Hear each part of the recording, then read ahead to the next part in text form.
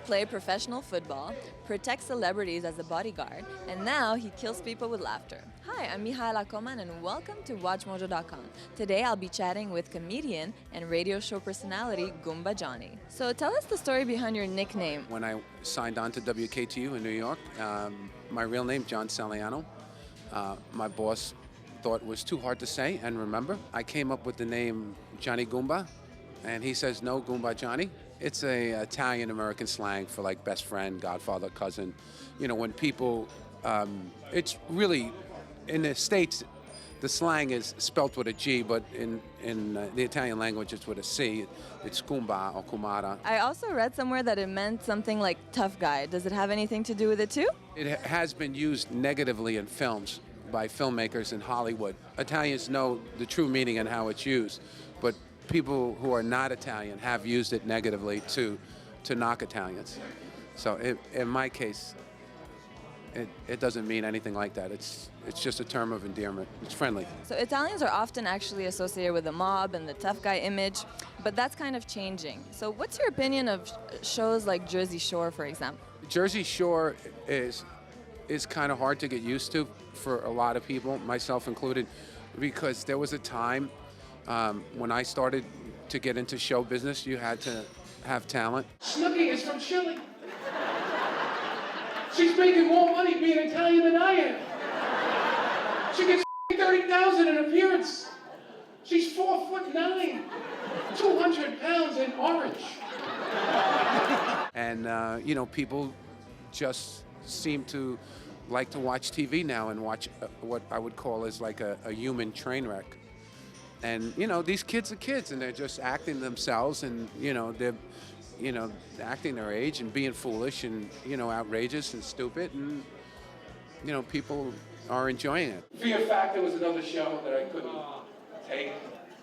Basically, the premise of Fear Factor is, you know what I'm talking about, what you would put in your mouth for $50,000.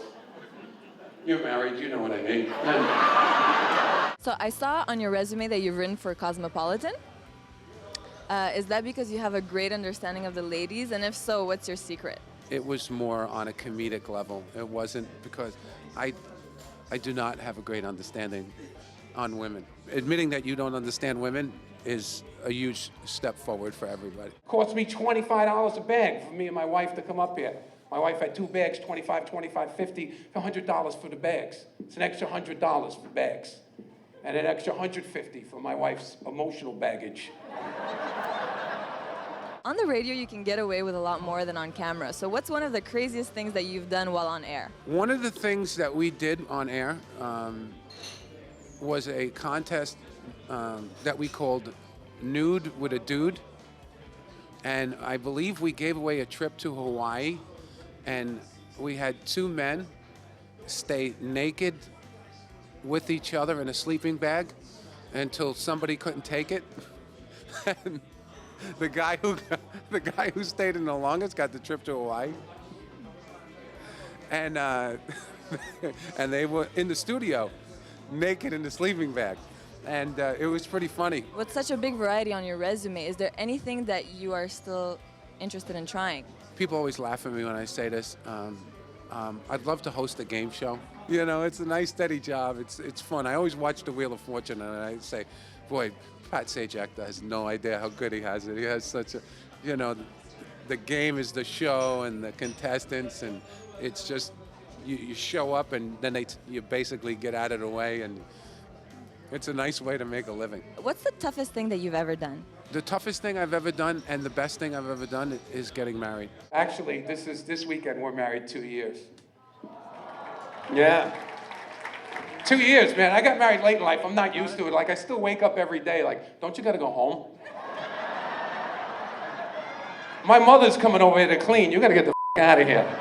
I remember I was married for the first month, and my wife goes, we have to go over to my mother's house to do this. My aunt's coming over. And I'm like, I got to do what? I got to do it now? When? I want to watch football.